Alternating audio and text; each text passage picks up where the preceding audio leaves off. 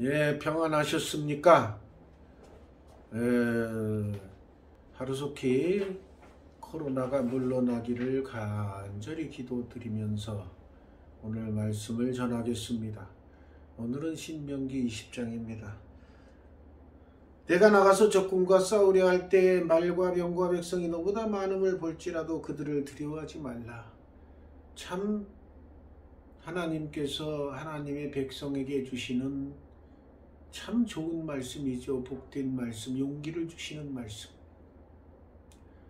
인간의 계산으로는 우리보다 병거도 많고 적군 수도 많고 말도 많으면 두려움에 떨어서 전쟁하기 전부터 벌써 벌벌 떨고 그러죠. 그러면 전쟁해보나 마나 지게 돼요. 그런데 왜 두려워하지 말라 했냐면 애굽 땅에서 너를 인도하여 내신 내 하나님 여호와께서 너와 함께 하시느니라. 하나님이 함께 하시기 때문에 두려워하지 말라는 거예요. 왜 이 전쟁, 대형 전쟁이 많이 일어난 중국, 삼국지를 통해서 초안지를 통해서 보면 꼭 군대 숫자가 많다고 이기는 경우가 다는 아닙니다. 항우 같은 경우에는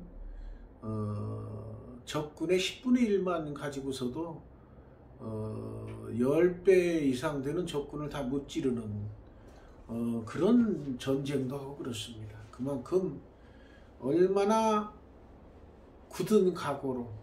그래서 그때 항우가 쓴 전쟁 전략은 뭐냐면은 밥을 다 해먹고 솥단지 같은 걸 다 깨부셔라 그래서 다 깨부셔.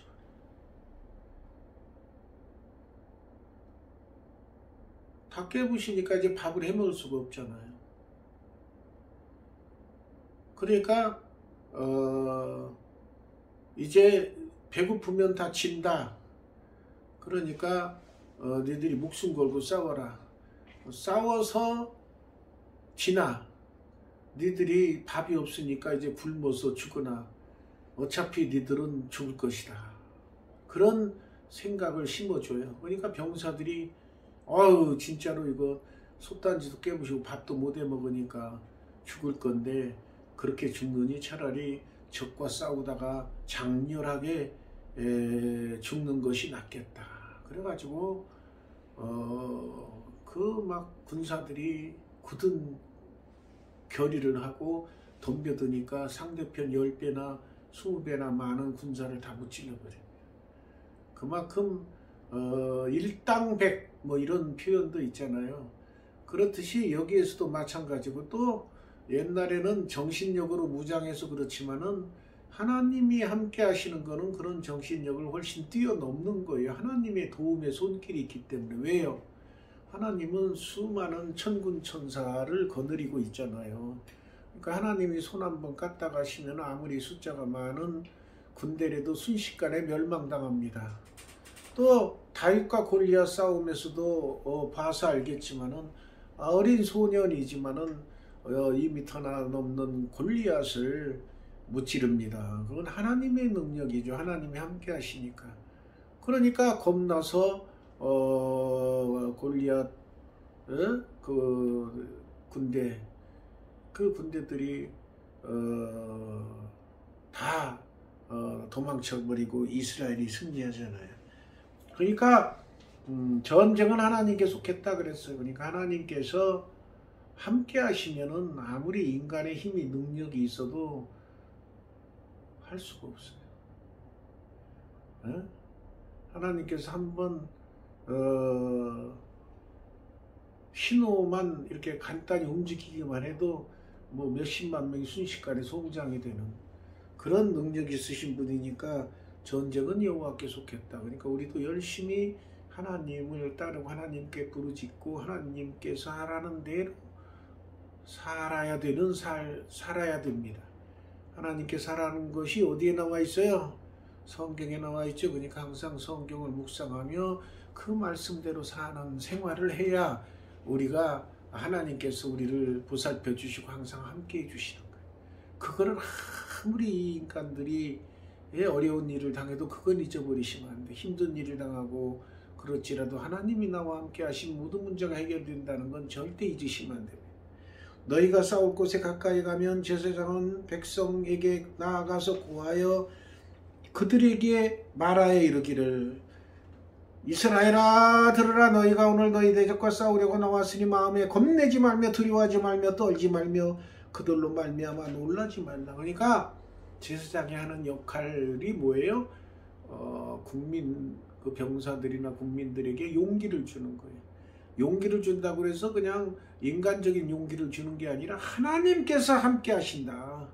그러니까 너희들은 이길 수밖에 없다. 힘을 내라. 도망하지 말라. 두려워하고 떨지 말라. 그런 이야기를 해줄 수 있는 사람은 제사장. 그러니까 오늘날 우리나라에서도 그 코로나 때문에 겁에 질린 사람들을 위로해주고 또 깨우쳐주고 해야 될 역할하는 사람이 목사들이죠. 목사님들이죠. 목사님들은 성도들에게 용기를 주고 이렇게 코로나가 관영하고 있지만 하나님께서 함께 하시면 여러분들을 편안히 지켜주십니다 라고 얘기해야 되고 실제로 또 그렇게 되잖아요. 그래서 희망을 주는 메시지를 자꾸 전해야 되는 겁니다. 너희 하나님 여호와는 너희와 함께 행하시며 제사장이 용기를 주는데 뭘 용기를 어떤 용기를 줘요? 하나님 여호와는 너희와 함께 행하셔. 너희를 위하여 너희 적군과 대신 싸우셔. 하나님이 싸우시면 그거야 뭐 맡아놓고 승리죠. 그러니까 너희들은 두려워할 거 없어. 이렇게 제사장들은 백성들과 병사들에게 용기를 주고 힘을 주는 메시지를 전해야 되는 겁니다. 책임자들은 백성에게 말하여 이르기를, 그러니까 책임자들은 각 그 군대에 책임자가 있을 거 아니에요. 책임자들에게 불러서 여보세요. 군인들 중에서 새 집을 짓고 낙성식을 행하지 못한 자 그 집으로 보내세요. 또 왜 그러냐면은 집 짓다가 중단하고 왔는데 싸우다가 죽으면은 그 집 그 낙성식도 못 보고 그 억울해서 원통해서 어떻게 지냅니까? 안 되겠죠.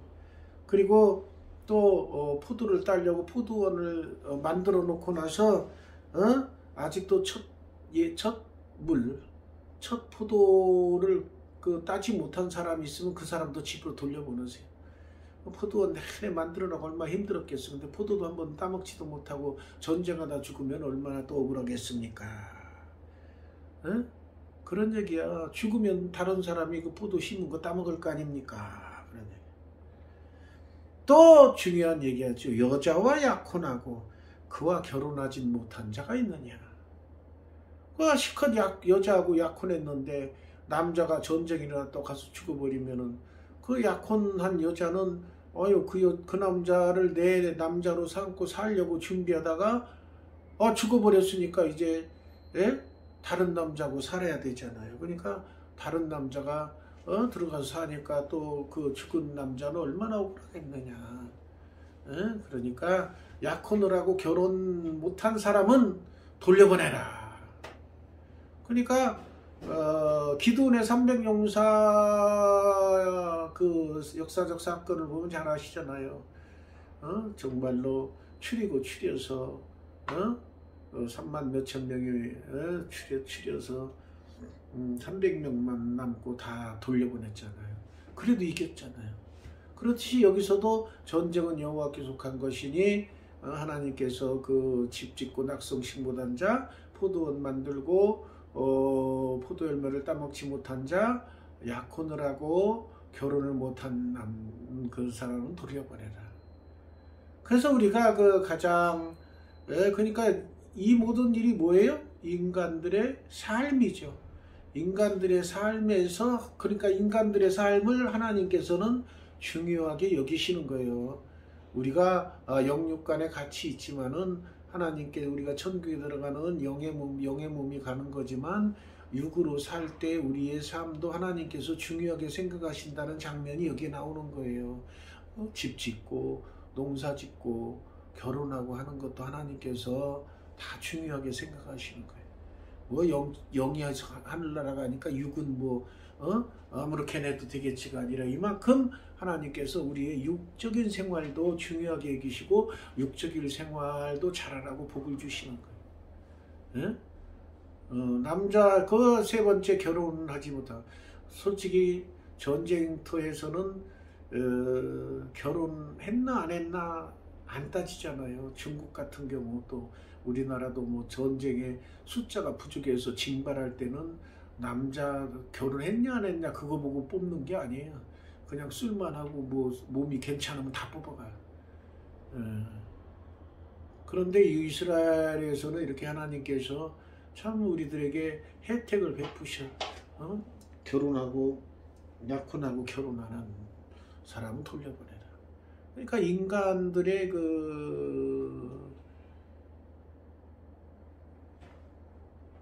그 후손을 낳는 그 생명을 유지하고 이런 것도 굉장히 귀하게 여기신다. 우리나라 지금 인구가 줄어가고 있는데 아이를 잘 낳게 해서 키우게 하는 것도 하나님께서 기뻐하시는 일입니다.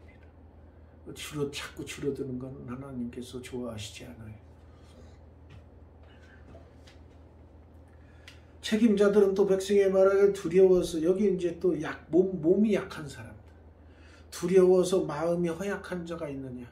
그러니까 막 두려움에 떨고 막 덜덜덜덜 심리적인 조절 못해서 겁이 많은 사람들, 이 사람들은 솔직히 전쟁에 나가도 겁나서 덜덜 떨다 전쟁도 못해. 그러니까 돌려보내라. 예? 왜 그러냐면은 이걸 가가지고서는 덜덜 떨고 그러면 형제 식구들이 얼마나 걱정하겠어요. 얘는 집에서도 조그만 일 당해도 막 덜덜 떨고 부들부들 떠는데 적들하고 대면했을 때 얼마나 놀라겠느냐가 집에서 걱정하니까 돌려보내라. 백성에 이르기를 마친 후에 군대 지관들을 세우 무리를 거느리게 할지. 그래서 이제 다 그런 애들을 뽑아내고 나머지 이 사람으로 군을 조직해서 전쟁하라 그 말이에요. 그러니까 정의의 부대라고 할 수가 있죠. 정의의 부대. 그 비교적 인간적인 그런 걱정 고민거리가 없는 사람들로 뽑아서 전쟁하게 하라, 그런 뜻이에요. 내가 어떤 성읍으로 나가서 치료할 때 그 성읍에 먼저 화평을 선언하라. 그러니까 전쟁의 방법도 가르쳐 주시죠. 어떤 성읍에 딱 도착했을 때, 여러분 우리가 쳐들어가면 여러분 다 죽습니다. 죽기 전에 스스로 알아서 항복하고 나오면은 우리가 살려줄 것입니다. 그리고 조공만 바치세요. 이렇게 해서 안 죽이고, 성읍이 만일 화평하기로 회답하고 너를 향한 성문을 열면 주민들에게 조공을 바치게 하고 너를 섬기게 하고 그래라. 그러니까 죽이지 말고 화평하기를 원해서 항복하면 받아들여라. 그런데 다 그렇지는 않죠. 우리가 니들한테 왜 굽혀? 우리와 싸워서 우리가 이길 거야. 덤벼라. 그리고 덤벼드는 자다. 화평하기를 거부하고 너를 대적하여 싸우려 하거든 너는 성읍을 에워싸고 하나님 여호와께서 그 성읍을 내 손에 넘기시거든 너는 칼날로 그 안의 남자를 다 쳐 죽이고. 그러니까 옛날에 전쟁은 다 남자들이 있으니까 남자를 쳐 죽이면 반항할 생각을 못하죠.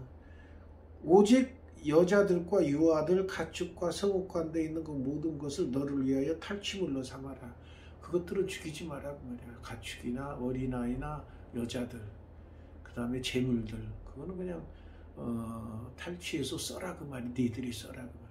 그러니까 거기에 있는 여자들은 다 포로가 되고 다 노예가 되고 그러는 거죠. 너는 내 하나님 여호와께서 내게 주신 적군에게서 빼앗은 것을 먹을지니라. 그러니까 적군에게서 빼앗은 것은 다 먹어. 이제 먹어야 또 사니까.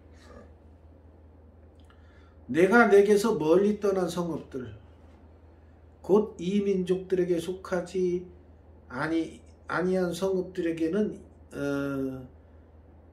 이와 같이 행하려니와. 그러니까 이 민족들,